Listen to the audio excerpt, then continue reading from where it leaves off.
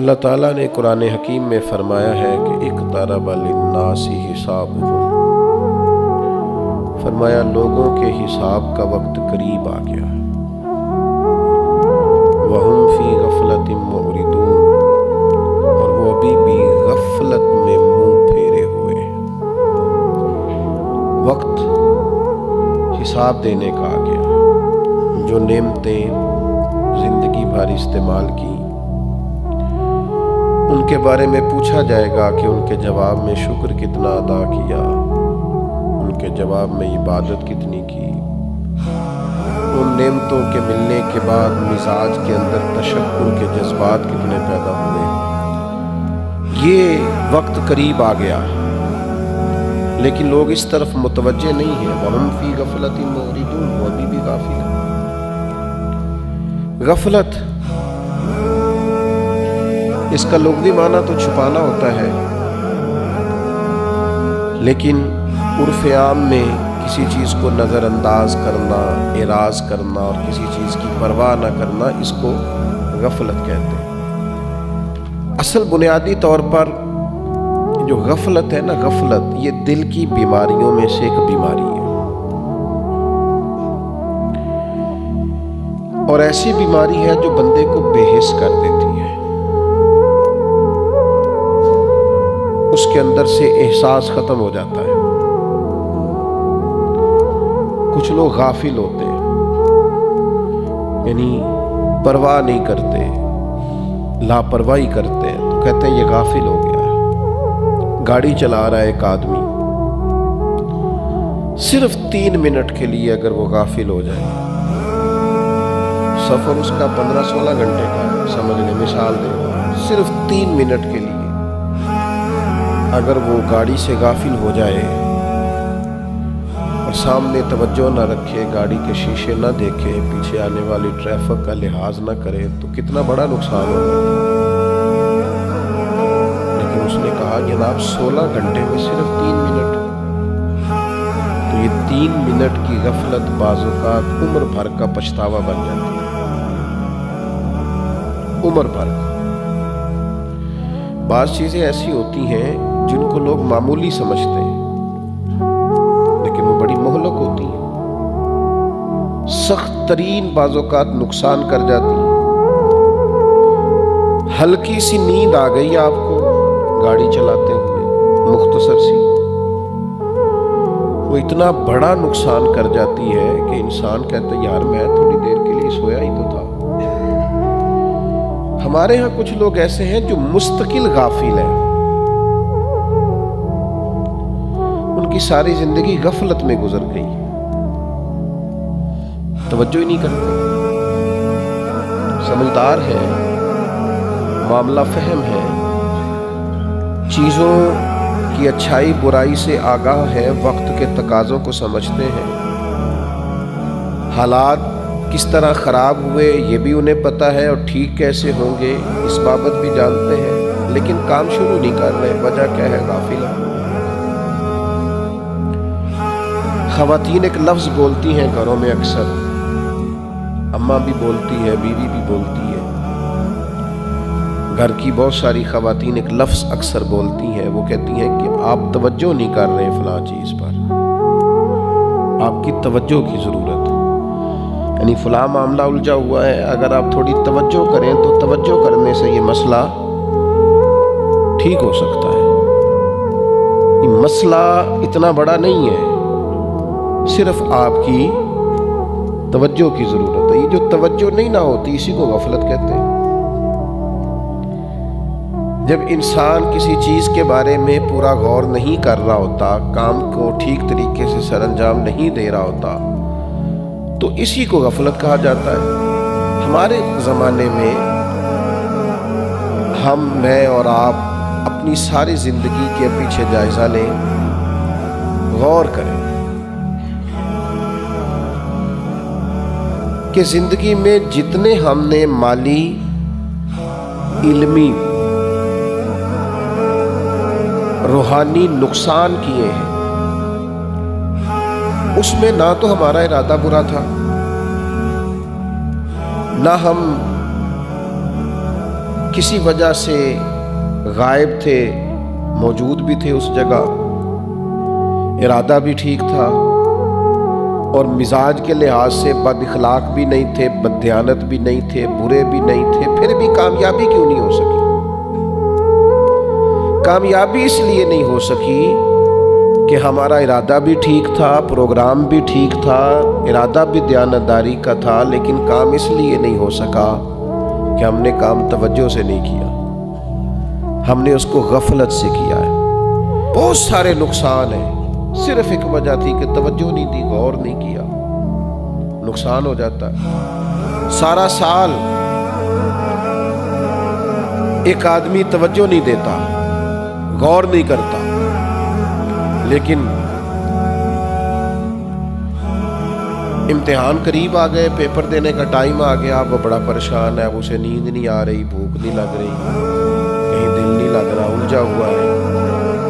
اب بڑا پریشان ہونے والے طالب علم سے کہا جائے گا کہ اگر پورا سال تو انہیں توجہ دی ہوتی نا تو پھر پریشانی کی کوئی ضرورت نہیں تھی۔ ایک آدمی ہے، اکاؤنٹ کا کام کرتا ہے، کہیں کھاتے بناتا ہے، حساب کتاب کرتا ہے، تو پورے سال کے کھاتے نہیں تیار کیے، حالانکہ روز ہی 2 منٹ لگتے تھے، جو آیا تھا اس کو جمع کر لیتا، تو گیا تھا اس کو نفی کر لیتا، تو حساب کتاب ٹھیک کر لیتا، ہر روز 2-3 منٹ لگنے تھے، لیکن اس نے توجہ نہیں کی۔ اب پورے سال کا ڈیٹا جمع ہو گیا، اب جناب وہ جس دفتر میں کام کرتا ہے وہ کہہ رہے ہیں سارا حساب دو، کہتا میں 2 دن دیو، وہ کہتے ہیں جناب ہم نے چیزوں کو بہتر کرنا ہے، آپ تھوڑا معاملات کو ٹھیک کریں، کہتا ہے مجھے 1 دن دیں، مجھے 4 گھنٹے دیں۔ مسئلہ کیا ہے کہ سارا سال غافل رہا ہے۔ پھر ہم نے دیکھا ہے کہ جن دنوں حساب دینا ہوتا ہے ان دنوں ساری رات لوگ سوتے نہیں، اس کا بھی نقصان ہوتا ہے، اس لیے کہ جب بے چین ہو کے کام کرتا ہے تو جو چیز یاد کرنے والی ہے وہ یاد ہی نہیں آتی، جو لکھنے والی ہے وہ صحیح طور پر لکھی کیوں کہ شروع میں غافل رہا۔ اگر غفلت نہ کریں، سارا سال ڈیوٹی کریں، سارا سال کام کریں، سارا سال توجہ کریں، اچھا بیکار سی چیزوں میں لگے رہیں گے، کوئی فائدہ نہیں، اصل کام رہ جائے گا۔ تو غفلت بڑا نقصان کرتی ہے۔ غفلت کا سب سے بڑا اور سب سے اہم نقصان پتہ کیا ہوتا ہے؟ عبادت میں سستی ہونے لگ جاتی ہے۔ یہ سب سے پہلے جب آپ کا عبادت میں دل نہ لگے تو آپ سمجھ لیں آپ غافل ہو گئے۔ جب آپ پر بوجھ بنے نا معاذ اللہ مسجد میں جانا، نماز پڑھنا، تلاوت کرنا، عبادت کرنا مشکل لگے تو سمجھ لیں کہ غفلت ہے، اندر کوئی نقص بیٹھ گیا۔ ہر کام میں چستی ہے، بننے میں، سنورنے میں، کپڑے خریدنے میں، کھانے میں، پینے میں، سیر میں۔ کیا وجہ ہے؟ عبادت میں سستی ہے۔ تو بنیادی وجہ یہ ہوتی ہے کہ انسان کا دل اور اس کی روح غافل ہو چکی ہے۔ یہ دیکھیے نبی کریم صلی اللہ تعالی علیہ وسلم نے کیا بیان فرمایا۔ اللہ کے حبیب علیہ الصلوۃ والسلام ارشاد فرماتے ہیں یہ منافق کی نماز ہے کہ بندہ بیٹھا رہے اور جب دیکھے کہ سورج میں زردی آ گئی ہے، یعنی عصر کی نماز کا ٹائم میں بیٹھا ہے، فرمایا یہ مومن کی نماز نہیں۔ حضور فرماتے ہیں یہ مسلم شریف کی حدیث ہے، فرمایا یہ منافق کی نماز ہے۔ بیٹھا رہا ہے اور جب دیکھا کہ سورج میں زردی آ گئی ہے، اب سورج ڈھلنے لگا ہے اور مشرکین کی پوجا کا وقت ہو گیا ہے، تو جلدی سے اٹھا ہے اور جلدی سے 4 رکعتیں اس نے مار لی ہے، جس طرح کہ مرغی زمین پر چونچ مارتی ہے، اس طرح جلدی سے اس نے نماز پڑھ لی ہے۔ حضور فرماتے ہیں یہ وہ شخص ہے جو نماز تو پڑھتا ہے پر اپنی نماز میں اپنے رب کو ذرا بھی یاد نہیں کرتا۔ یہ منافقوں جیسی نماز ہے، بیٹھا ہے، وقت ضائع کر رہا ہے، غافل ہے، اٹھتا ہی نہیں۔ یہ کوئی نماز ہے؟ جلدی سے اٹھا ہے آخر میں کہ اب ٹائم بڑا ہو گیا ہے، اب ذرا جاؤں۔ اور یہ میں نے ڈھیر سارے لوگ دیکھے، کر لیتے ہیں، ہو جاتا ہے، دیکھ لیتے ہیں۔ وہ ایک نا رنگیلا بادشاہ گزرا ہے دلی کا، اس کا نام تھا، ہندوستان پہ حملہ ہو گیا تو دلی اس کا پایا تخت تھا، دارالحکومت تھا۔ لوگوں نے اسے کہا کہ دشمنوں نے ہندوستان پہ حملہ کر دیا، تو کہنے لگا دلی دور است، دلی ابھی بڑی دور ہے، انہوں نے کہا وہ راجستھان آ گئے. کہنے لگا دلی دور است. انہوں نے کہا وہ تو یہاں تک آ گئے ہیں, بدایوں احمد آباد آ, دلی دور است. انہوں نے کہا وہ تو بالکل شہر میں داخل ہونے لگے. کہنے لگا دلی دور است. تو انہوں نے کہا پھر وہ دلی آ گئے ہیں. کہنے لگا باندھو سماد اور بھاگو. وہ بھائی کچھ لوگوں کا دلی ساری زندگی کر لیتے ہیں, ہو جائے گا انشاءاللہ, فکر نہ کریں, بس آپ ٹینشن ہی نہ لیں. یہ غفلت ہے, یہ سستی پیدا کرتی. عبادت میں سستی آتی ہے جب آپ غافل ہوتے ہیں. اور دوسرا, جب انسان غافل ہو جاتا ہے پھر کبیرہ گناہوں کا ارتکاب کرتا ہے. جب لوگ چھوٹے چھوٹے گناہوں کو کرنا شروع کرتے ہیں تو غفلت آ جاتی ہے. یہ غلطی ہو گئی, کوئی بات نہیں, ایک اور ہو گئی, کوئی بات نہیں, ایک اور ہو گئی.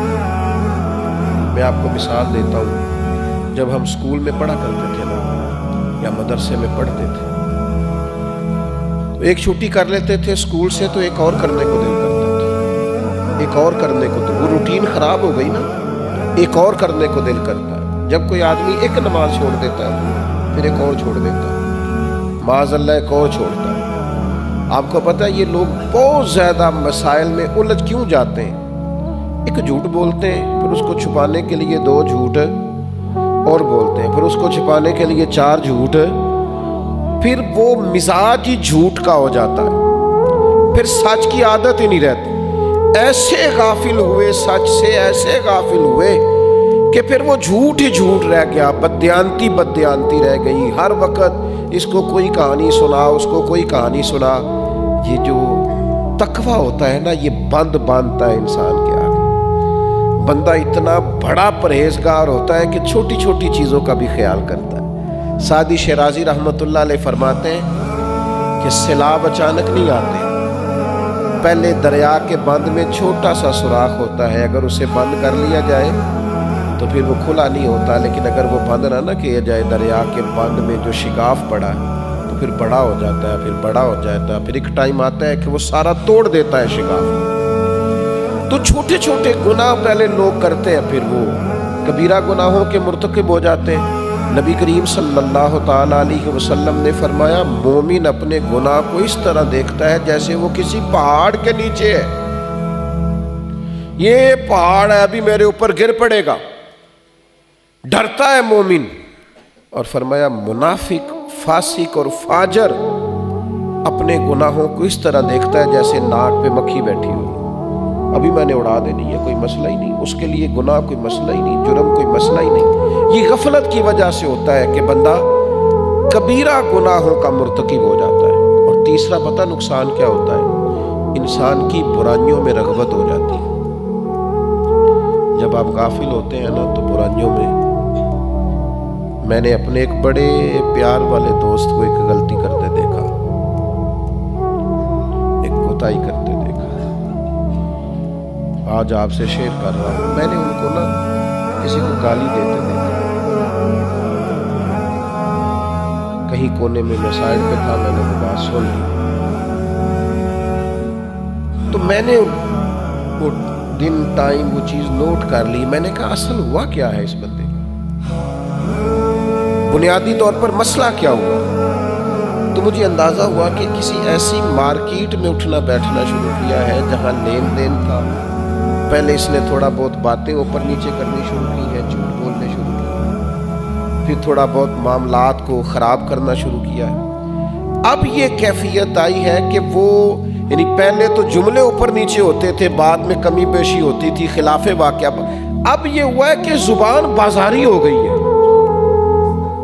زبان ہی بازاری ہو گئی, مارکیٹ کی زبان ہو گئی, گندی زبان ہو گئی. وہ جو بازار کے منڈی کے لوگ زبان بولتے ہیں, بد زبانی کرتے ہیں, اللہ ماشاءاللہ, وہ زبان ہو گئی.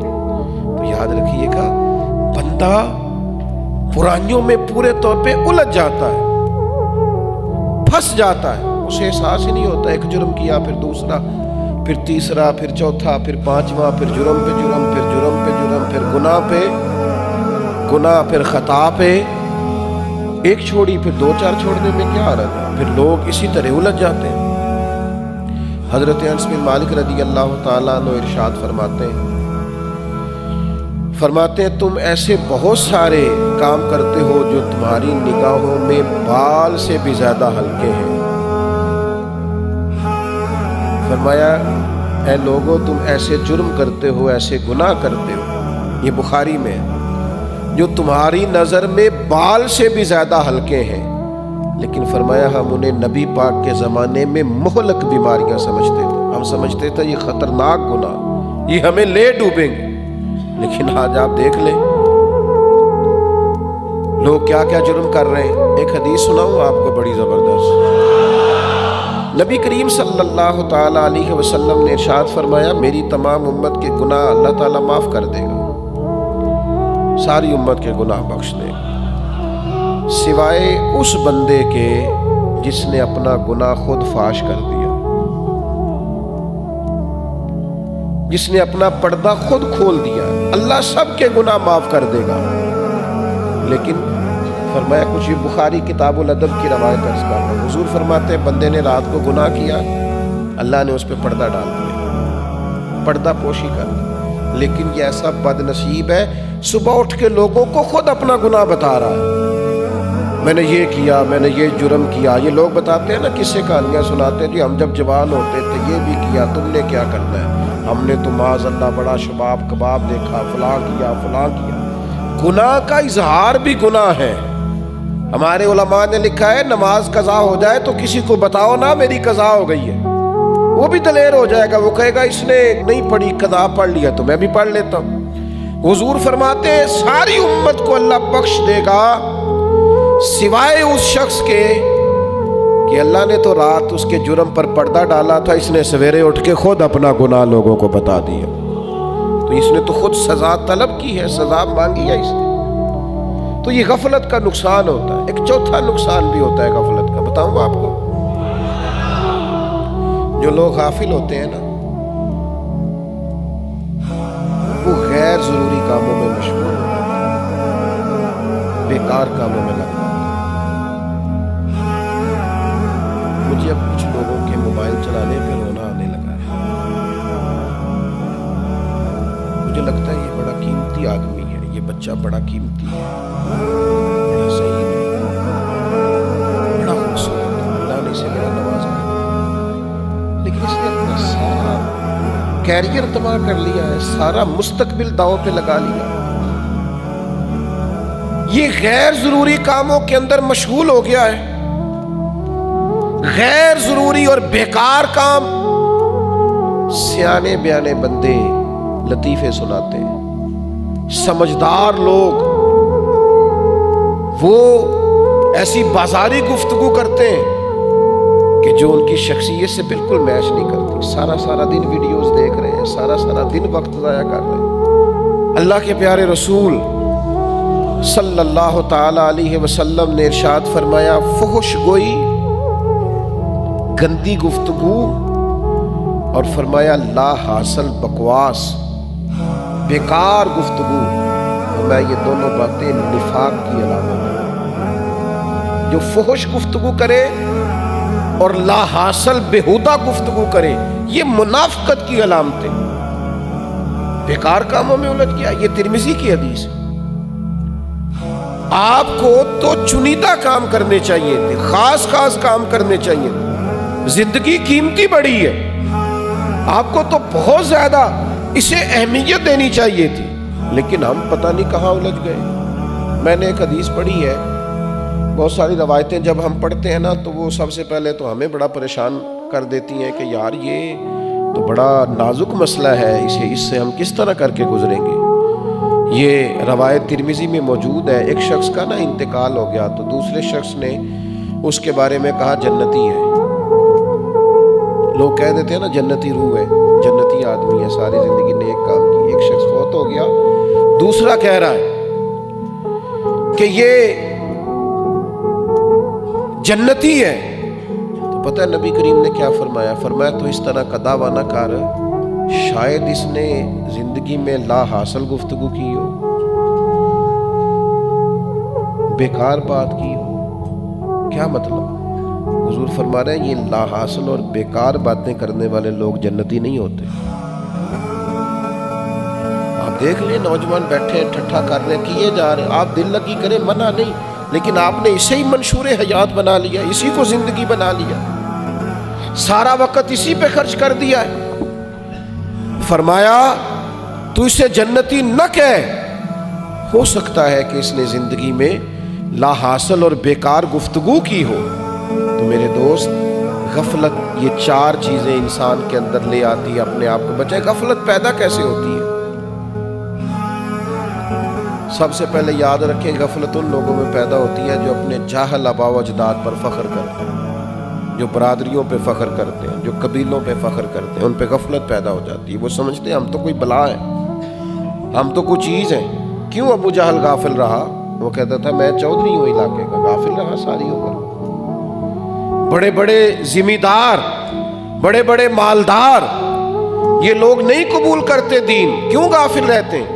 ان کے گرد مال و دولت کا اتنا بڑا مسئلہ ہوتا ہے کہ یہ کسی زمانے میں بھی کسی صورت میں بھی اپنے آپ کو نرم نہیں ہونے دیتے، غافل رہ جاتے ہیں۔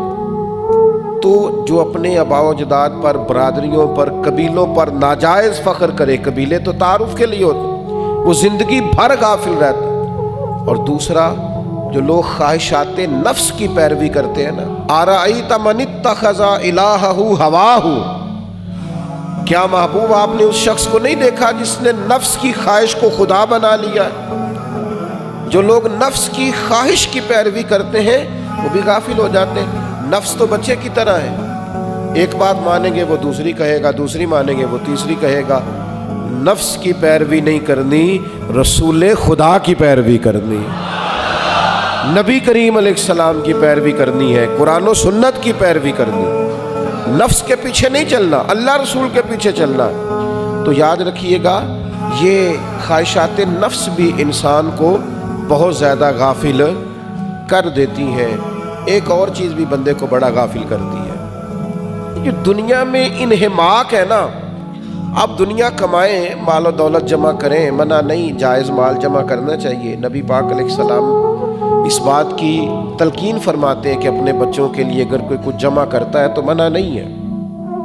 ایک صحابی نے عرض کیا تھا، یا رسول اللہ صلی اللہ علیہ وسلم، میں سارا مال اللہ کے راستے میں دینا چاہتا ہوں۔ تو حضور فرمانے لگے، ہم نہیں چاہتے کہ تمہارے بچے پھر دوسروں کے آگے ہاتھ پھیلائیں، تم چوتھا حصہ دو، باقی اپنے بچوں کے لیے چھوڑو۔ ترکہ اپنے بچوں کے لیے کچھ نہ کچھ چھوڑنا، جمع کرنا منع نہیں، بلکہ سورہ یوسف آپ پڑھیں تو حضرت یوسف نے مصر میں کیا کیا تھا؟ باقی لوگوں کے پاس غلہ نہیں تھا، حضرت یوسف علیہ السلام نے غلہ جمع کر لیا تھا۔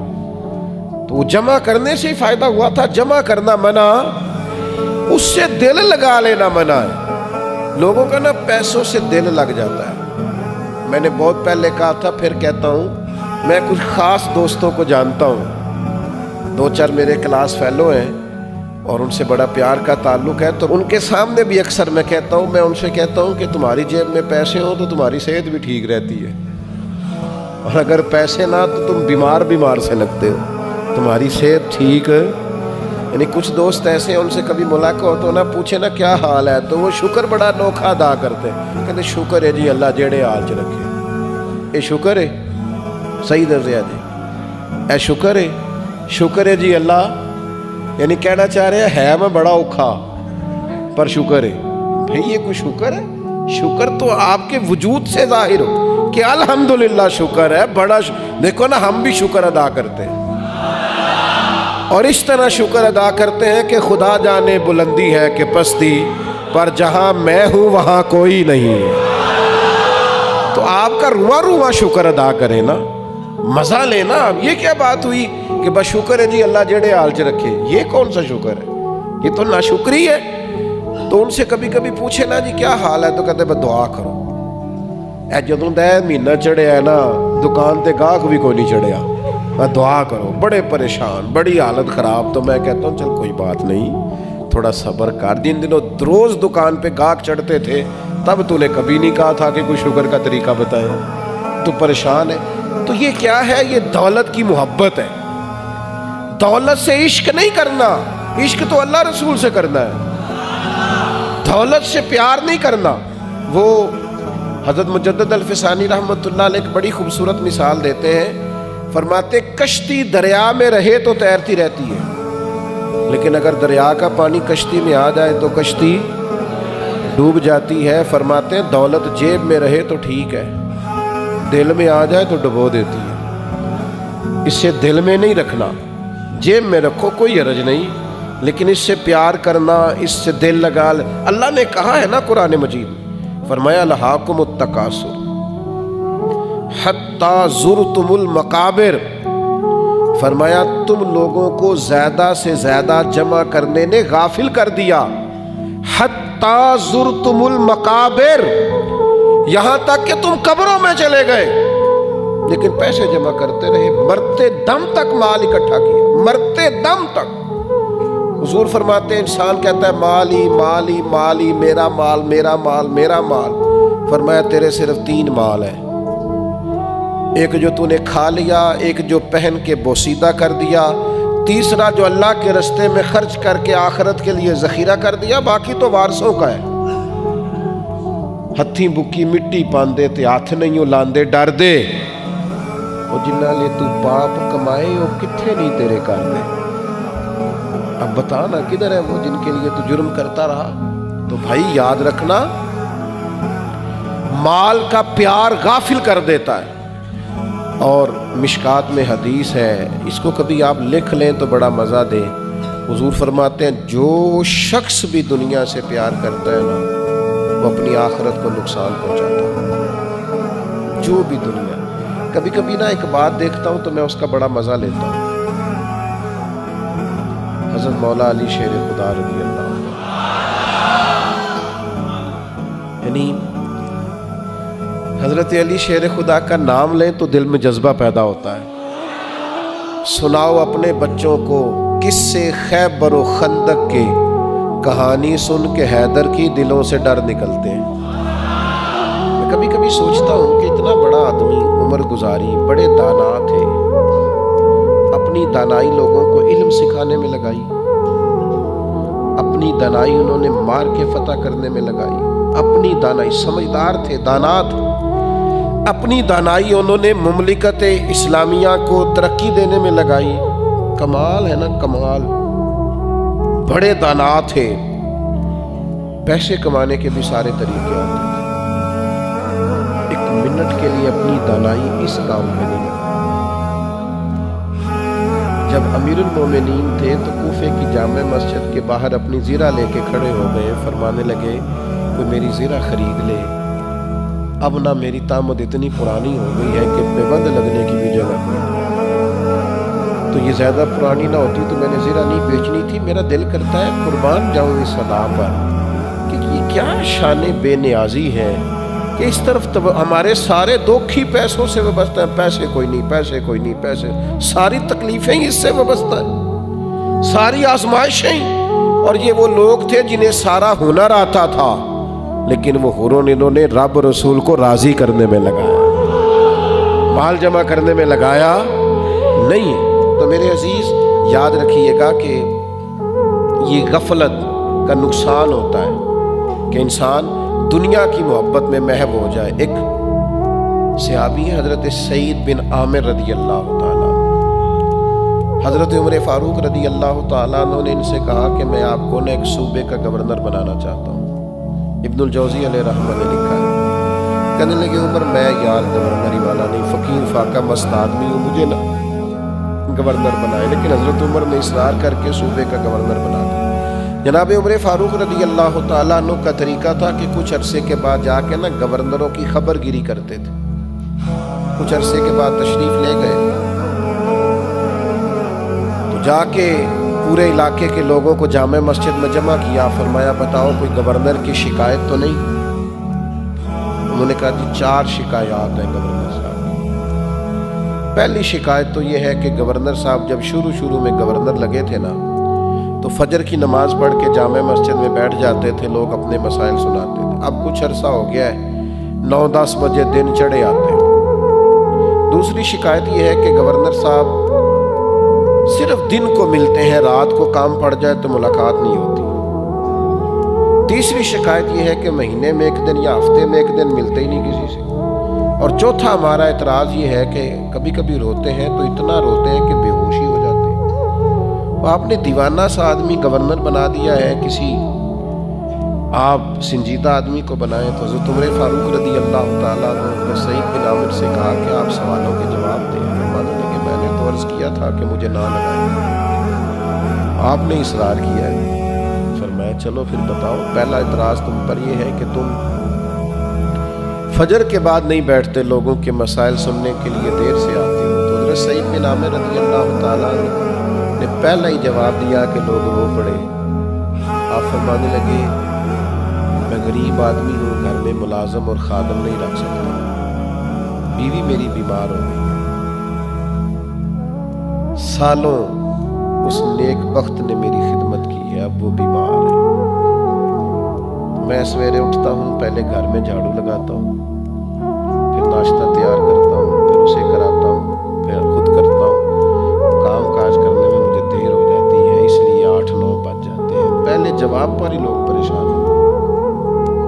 نے کہا دوسرا سوال آپ پر یہ ہے کہ آپ دن کو ملتے ہیں، رات کو نہیں ملتے۔ تو حضرت سعید ابن عامر آنکھوں میں آنسو آ گئے، کہنے لگے میرا پردہ رہ جاتا تو اچھا تھا۔ عرض کرنے لگے امیر المومنین اب میری داڑھی سفید ہو رہی ہے، پھل پک رہا ہے، اب میں نے یوں کیا ہے کہ دل مخلوق کے لیے رکھ لیا ہے اور رات میں نے اپنے رب کے لیے رکھ لی۔ سجدے کرتا ہوں، معافیاں مانگتا ہوں، عرض کرتا ہوں، اسے مناتا ہوں۔ حضرت عمر فرمانے لگے تیسری بات یہ کہ آپ ہفتے میں یا مہینے میں ایک پورا دن نظر نہیں آتے۔ تو حضرت سعید بن عامر کہنے لگے حضور میرا پڑتا رہ جاتا تو بڑی بات تھی، میں غریب آدمی ہوں، جوڑا ایک ہی ہے، میں اسے دھو کے خشک ہونے کو ڈال لیتا ہوں تو بیوی کے کپڑے پہن کے بیٹھا رہتا ہوں، یا اپنے جسم پر ہی ان کپڑوں کو پہنتا ہوں تو خشک نہیں ہوتے جب تک باہر نہیں آتا۔ تو حضور یہ میرا درد ہے جس کی وجہ سے میں ہفتے میں ایک دن نہیں آتا۔ فرمایا کبھی کبھی بے ہوش ہو جاتی ہوں۔ فرمانے لگے 40 سال عمر تھی جب کلمہ پڑھا۔ حضرت خبیب کو میرے سامنے مکے میں کفار نے سولی دی تھی۔ اس واقعے کو جب یاد کرتا ہوں اور اپنے 40 سال کے پچھلے دور کو یاد کرتا ہوں تو رو پڑتا ہوں، رب کے حضور کیا منہ لے کے جاؤں گا۔ فرمایا پھر اتنا روتا ہوں کہ سمجھ نہیں آتی کہ بے ہوش ہو جاتا ہوں۔ اور جب چاروں سوالوں کے جواب دے لیے تو جو اعتراض کرنے والے تھے وہ بھی اپنے آنسو پوچھ رہے تھے، وہ بھی چہرے چھپا رہے تھے۔ حضرت عمر رضی اللہ تعالیٰ عنہ سے حضرت سعید بن عامر کہنے لگے حضور مجرم سے جب وضاحت لے لی جائے، مدعی اور ملزم دونوں کی بات جب سن لی جائے تو فیصلہ بھی تو سنایا جاتا ہے، تو فیصلہ سنائے نا۔ تو حضرت عمر نے فیصلہ سنایا، دونوں ہاتھ بلند کر کے دعا کے لیے عرض کرنے لگے مالک مجھے اس طرح کے کچھ گورنر اور بھی عطا فرما۔ بیٹا غفلت نہیں، بھائی غفلت نہیں، دوست غفلت نہیں، اب غافل ہے، بیکار وقت گزرتا ہے، سارا پتہ ہے دنیا داری کا، کہاں سے لینا ہے، کہاں رکھنا ہے، کس کو خوش کرنا ہے، کس طرح، ہمیں دین کا بھی پتہ ہے، جان بوجھ کر غافل ہے، جان بوجھ کر۔ اور غافل آدمی کا ایک اور بہت بڑا نقصان ہوتا ہے، جو غافل لوگ ہوتے ہیں ان میں لاؤبالی پن آ جاتا ہے، بچپنا آ جاتا ہے، جذباتی ہوتے ہیں، چڑچڑے ہو جاتے ہیں، غافل ہے نا۔ سنجیدگی بہت بڑی نعمت ہے۔ ایک بزرگ فرمایا کرتے تھے میں نے 70 سال کے بچے دیکھے اور میں نے 20 سال کے بزرگ دیکھے۔ حضرت اس کا کیا مطلب ہے؟ فرمایا بزرگی عمر سے نہیں ہوتی، بزرگی علم اور حکمت سے ہوتی۔ بچپنا ہے، بال سفید ہے، لاؤبالی پن ہے، غیر سنجیدہ زندگی، غیر سنجیدہ، یہ غافل لوگوں کی زندگی غیر سنجیدہ ہوتی ہے۔ بڑے ہو گئے ہیں، والد ہو گئے ہیں، بعض دادا ہو گئے، لیکن ابھی تک سنجیدگی نہیں آ رہی۔ یاد رکھنا اور اس کو سمجھنا، کہ جب آپ غافل ہوتے ہیں تو پھر آپ کے اندر، میں سمجھانے کے لیے بات کر رہا ہوں، اندر چھچھورا پن آ جاتا ہے، آپ غیر سنجیدہ ہو جاتے ہیں، غفلت کی سزا ملتی، آپ کے اندر سے لوگوں کو بزرگی نظر نہیں آتی، ہمہ وقت آپ کسی اور رستے کے مسافر ہوتے ہیں۔ نبی کریم صلی اللہ تعالی علیہ وسلم نے فرمایا، کسی بھی کام کو اطمینان اور متانت کے ساتھ سر انجام دینا یہ اللہ کی طرف سے۔ جب تو کسی کام کو آرام سے، اطمینان سے، سنجیدگی سے سر انجام دیتا ہے تو سمجھ یہ اللہ کا فضل ہے تیرے اوپر۔ یہ ترمذی کی حدیث ہے، اور حضور فرماتے ہیں جلد بازی کرنا یہ شیطان کی طرف سے۔ یہ جو تیرے اندر جلد بازی پیدا ہو گئی ہے، یہ جو تیرے اندر غیر سنجیدگی آ گئی ہے، یہ بنیادی طور پر تو غافل ہو گیا ہے، اس لیے تیرے اندر یہ حرکات پیدا ہو گئی ہیں۔ تو یاد رکھیے گا کہ انسان کا نقصان ہوتا ہے غفلت سے۔ پھر غفلت سے ایک بہت بڑا نقصان پتہ کیا ہوتا ہے؟ دل سخت ہو جاتا ہے، دل سخت ہو جاتا ہے، کسی پہ رحم نہیں آتا، کسی پہ پیار نہیں آتا، ہر مانگنے والا دکاندار لگتا ہے، ہر سوال کرنے والا ہمیں پیشہ ور لگتا ہے، ہر دین کا پیغام دینے والا ہمیں دنیا دار لگتا ہے، کوئی ہمیں مخلص نہیں لگتا۔ کیوں؟ ہم غافل ہوئے تھے، ہمارا دل سخت ہو گیا، ہمیں لوگ اچھے نہیں لگتے، ہمارے رویوں کے اندر غفلت کی وجہ سے دل پتھر بن جاتا ہے۔ آپ نے اس ملک میں وہ واقعات بھی سنے ہیں نا کہ باپ نے بچے قتل کر دیے، وہ واقعات بھی سنے ہیں نا، بھائی نے بھائی کو مار دیا جائیداد کے لیے۔ کیوں؟ دل سخت ہو گیا، اندر قساوت قلبی پیدا ہو گئی۔ وجہ کیا بنی؟ وجہ یہ بنی ہے غافل تھے۔ غافل آدمی کا دل سخت ہو جاتا ہے، اپنے گناہوں پہ رونا ہی نہیں آتا، دل سخت ہو گیا۔ ادھر دیکھو میری طرف، بندہ ناراض ہو جائے تو ٹینشن ہوتی ہے، رب ناراض ہو جائے تو کوئی پریشانی نہیں۔ کسی دوست کو ناراض کر بیٹھے تو خیال آتا ہے، احساس ہوتا ہے، نیند نہیں آتی۔ رب کو ناراض کیا ہوا ہے پر دل سخت ہے، کوئی پرواہ نہیں۔ ڈھیر سارے لوگ ہیں، حضرت بہلول دانا رحمۃ اللہ علیہ قبرستان میں کھڑے تھے، کبھی قبروں کی طرف دیکھتے تھے اور کبھی آسمان کی طرف دیکھتے تھے، کبھی دائیں کبھی بائیں دیکھتے تھے۔ کسی نے کہا حضور آپ کیا دیکھ رہے ہیں؟ میں یہ لوگ غافل تھے، دنیا میں زندہ تھے، رب مانتا تھا، یہ نہیں مانتے تھے، اب یہ قبروں میں چلے گئے، اب یہ مانتے ہیں، اب رب نہیں مانتا، یہ منانا چاہتے ہیں لیکن اب وہ مانتا، وقت ختم ہو گیا، ٹائم ختم ہو گیا، عمر بیت گئی، گناہ کرتے احساس نہیں پیدا ہوتا، دل میں درد نہیں جاگتا۔ آپ یقین کریں، لوگوں سے کہیں کہ آپ یہ جرم کرتے ہیں تو کہتے ہیں تم سے کس نے کہا ہے، سارا زمانہ ہی کرتا ہے، یہ تو گناہ ہی نہیں۔ میں نے تجربہ کیا ہے تھوڑا سا، کچھ لوگوں کو ٹوکنا چاہا تو انہوں نے تو خود سے بہت ساری چیزیں تیار کر لی ہیں، پروگرام بنا لیے ہیں، ارادے کر لیے ہیں، دلیلیں اکٹھی کر لی ہیں، ہم اس وجہ سے ایسا کرتے ہیں، اس وجہ سے ایسا کرتے ہیں۔ بھائیو، دل سخت ہو گیا ہے، رونا نہیں آتا۔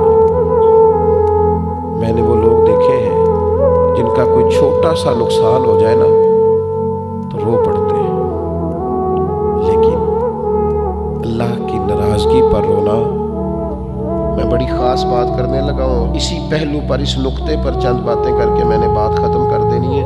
خدا را میری بات سننا، ادھر دیکھنا میرے سنگیوں، اللہ کہتا ہے وَلَا تَكُونُوا كَالَّذِينَ نَسُوا اللَّهَ فَأَنسَاهُمْ أَنفُسَهُمْ، ان لوگوں کی طرح نہ ہونا جنہوں نے اللہ کو بھلا دیا تو اللہ نے پھر انہیں ان کا اپنا آپ بھی بھلا دیا۔ مجھے اپنی ہوش ہی نہیں رہی کہ میں کتنے گناہ میں چلا گیا، میرے اندر کتنی خامیاں آ گئی ہیں، میں کتنا نافرمان ہو گیا ہوں۔ میری ماں، میرا باپ، میرے بہن بھائی، میرے رشتہ دار، میری بیوی، میرا شوہر، میرے سارے لوگ، حتیٰ کہ میرے استاد، میرے پیر مجھ سے دل برداشتہ ہیں، اپنا آپ ہی بھول گیا ہے، اتنا بڑا غافل ہے۔ میں نے کبھی کسی کو بد نصیب نہیں کہا،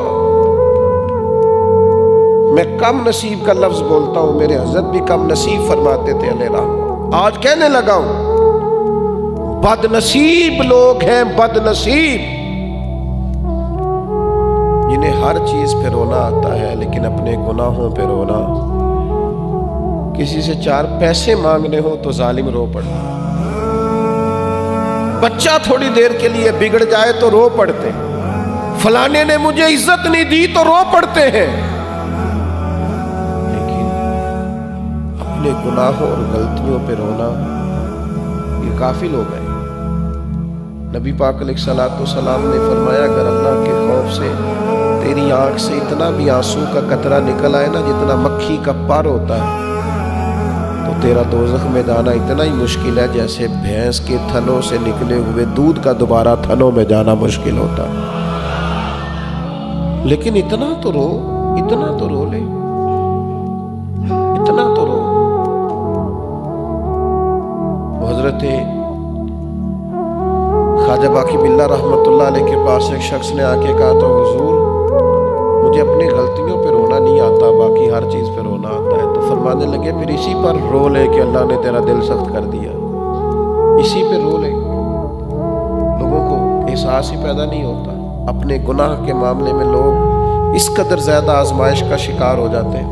ایک نوجوان تھا حضرت عمر کے زمانے میں، نیک نوجوان تھا، تو وہ جایا کرتا تھا نماز پڑھنے کے لیے، تو ایک عورت اسے دعوت گناہ دیتی تھی۔ ظاہر ہے جوان تھا، ایک دن اس نے رغبت پیدا ہو ہی گئی، توجہ ہو گئی اس بیوی کی طرف، اس کے گھر کی طرف جا رہا تھا، تو رستے میں کسی قاری نے آیت پڑھ دی، کسی کھڑکی سے قرآن پڑھنے کی آواز آئی، وَلِمَنْ خَافَ مَقَامَ رَبِّهِ جَنَّتَانِ، جو رب کے سامنے کھڑے ہونے سے ڈرے گا اللہ اسے 2 جنتیں عطا کرے گا، 2 جنتیں۔ اس نے آیت سنی تو بے ہوش ہو کے زمین پہ گرا، روح پرواز کر گئی، ڈر گیا، گناہ کیا نہیں، ڈر گیا۔ اس کے والد کو لوگوں نے بتایا، والد کے ہاتھوں میں اس کا انتقال ہو گیا، جنازہ پڑا، دفن کر دیا۔ صبح حضرت عمر آئے، مسند احمد میں روایت موجود ہے، اس کی قبر پہ کھڑے ہو کے فرمانے لگے مجھے امید ہے کہ تو اللہ سے ڈرا تھا اپنے گناہ پر، تو اللہ تعالیٰ تجھے 2 جنتیں عطا کرے گا۔ تو وہ قبر کے اندر سے بولا، کہنے لگا حضور امید والی بات نہیں، میرے رب کے وعدے سچے ہیں، اس نے واقعی مجھے 2 جنتیں عطا کر دی۔ اللہ سے ڈرے، دل کی سختی کا علاج کرائے، رونا نہ آئے تو کسی رونے والے سے ملاقات کریں، کسی کو بتائیں کہ میرا دل سخت ہو گیا، اندر میرا سارا اجڑ گیا، میرے عشق کے سوتے خشک ہو گئے، مجھے اب رونا نہیں آتا۔ جو رو پڑتے ہیں نا ان کا کام بن جاتا ہے۔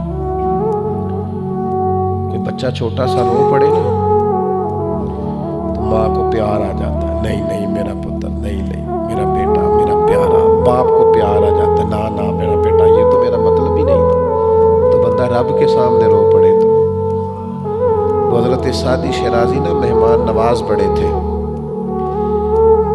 تو قرضے لے لے کے لوگوں کو کھلاتے پلاتے رہتے تھے۔ تو ایک بچہ ایک دن کچھ بیچنے آ گیا، بچوں نے پکڑی ہوتی ہیں نا ٹافیاں، کچھ اور چیزیں، کچھ بیچنے آ گیا، تو کہنے لگا حضور وہ بہت سارے لوگ آئے ہوئے تھے، انہوں نے پیسے لینے تھے، سب تقاضا کرنے آئے، وہ پیسے مانگ رہے ہیں اور سعدی سوچ رہے ہیں ان کو کھلایا کچھ نہیں، مہمان نواز بڑے تھے۔ تو بچہ کہنے لگا حضور خریدنا ہے، فرمایا ان کو کھلا دو میرے مہمانوں، سارا کھلا دیا، کہا پیسے، فرمایا تو بھی ان میں بیٹھ جا، سارے پیسے لینے آئے ہوئے۔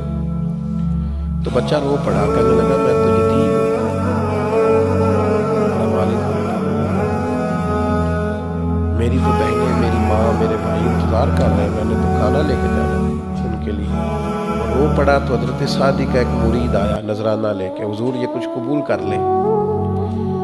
تو حضرت سعدی نے اتنے پیسے تھے کہ سب کا قرضہ اتار دیا، اس کا بھی اتار دیا۔ ایک بندہ بیچ میں بولا، کہنے لگا حضور پہلے پیسے نہیں ملتے تھے، آج کیسے مل گئے؟ فرمایا تم میں کوئی رونے والا نہیں تھا نا، آج ایک رونے والا آیا ہے نا، سب کی بات بن گئی۔ میں ذمہ داری سے آپ کی خدمت میں ایک بات عرض کرتا ہوں، تنہائی میں اللہ کے حضور رویا کریں۔ یار حضور کا دل بڑا نرم تھا، بڑا نرم تھا، یعنی سورج گرہن ہوتا نا تو نبی پاک نماز پڑھنے لگتے، چاند گرہن ہوتا تو نماز پڑھنے لگتے۔ یا اللہ تو نے وعدہ نہیں کیا تھا کہ میرے ہوتے ہوئے انہیں عذاب نہیں دے گا؟ حضور رو پڑے۔ حضرت صدیق اکبر عمر ساری رو کے گزار دی۔ حضرت فاروق اعظم اتنا روتے تھے کہ تیسری صف تک مسجد میں ان کے رونے کی آواز جاتی۔ حضرت عثمان غنی کسی قبر پہ کھڑے ہوتے تو اتنا روتے کہ داڑھی آنسوؤں سے بھر جاتی۔ لوگ کہتے آپ کو تو حضور نے جنتی کہا ہے۔ فرمایا جس حبیب نے یہ فرمایا ہے انہوں نے تو فرمایا ہے کہ قبر آخرت کی منزلوں میں سے پہلی منزل ہے۔ او غریبی پہ رونے والوں، بے اولادی پہ رونے والوں، میرا اپنا کوئی نہیں رونے والوں، میرا بیٹا کوئی نہیں رونے والوں، میرا بھائی کوئی نہیں رونے والوں، میری اولاد کوئی نہیں رونے والوں، تمہارا تو رب رسول ہے، کبھی اس کے سامنے بھی روئے ہو؟ جو اللہ کے سامنے رو پڑے اسے پھر لوگوں کے سامنے رونا نہیں پڑتا۔ جو اس کی بارگاہ میں دو آنسو گرائے پھر اسے کسی اور جگہ جا کے اپنا درد بیان نہیں کرنا پڑتا۔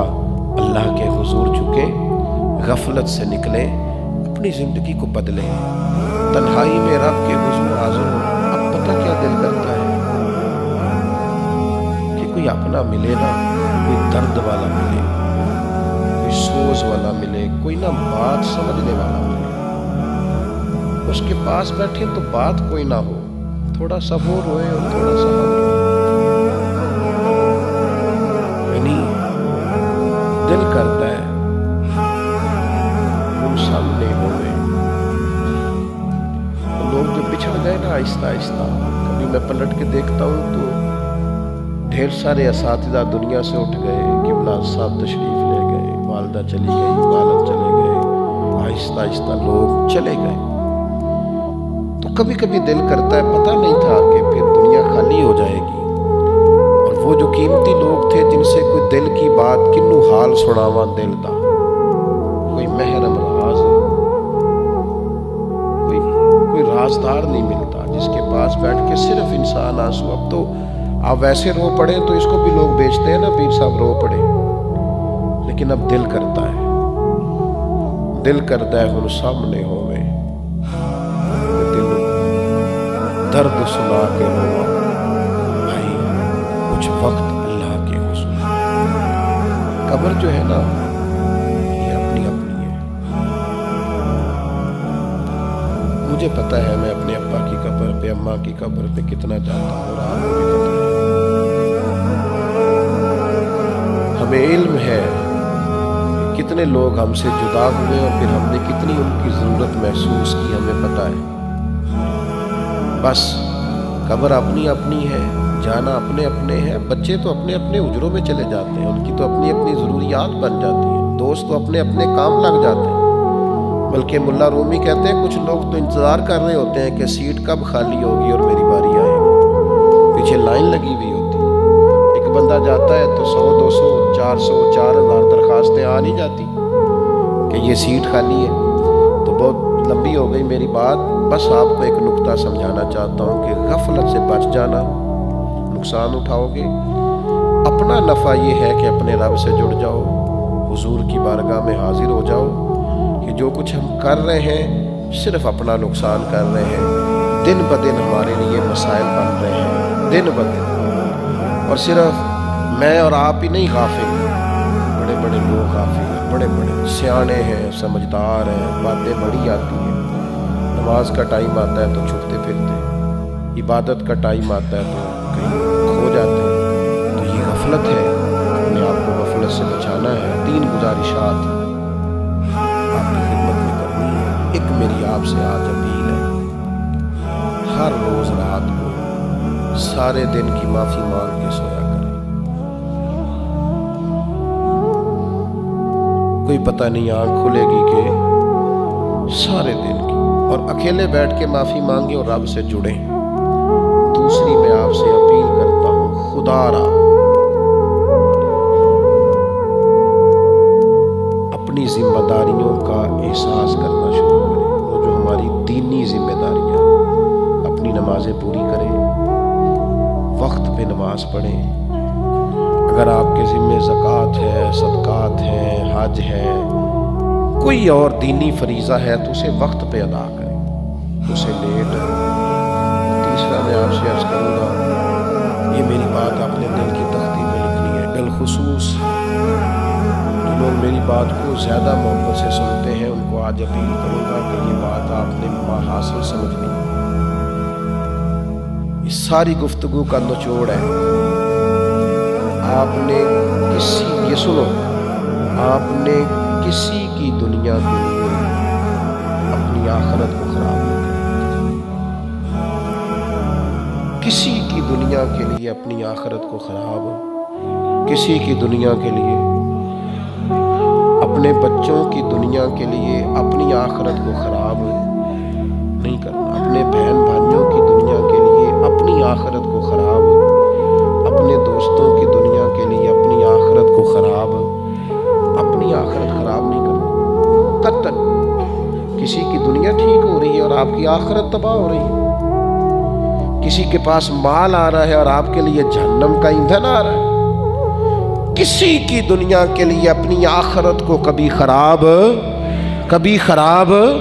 نہیں کرنا۔ حضرت عمر بن عبدالعزیز رحمۃ اللہ علیہ نے اپنے بچوں سے کہا تھا، بیٹا تمہارا باپ بزدل تھا، تمہارے لیے مال اکٹھا نہیں کر سکا، اس لیے کہ دوزخ سے ڈر گیا تھا۔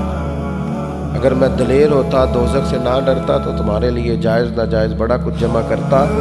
کسی کی دنیا کے لیے اپنی آخرت کو خراب، یہ آپ نے آج کی تقریر کا محاصل، وہ کوئی بھی ہو، باپ کا بڑا قریبی بھی ہو، اپنی آخرت نہیں خراب کرنی۔ والآخرۃ خیر وابقیٰ، آخرت بہتر بھی ہے اور ہمیشہ باقی رہنے والی بھی ہے۔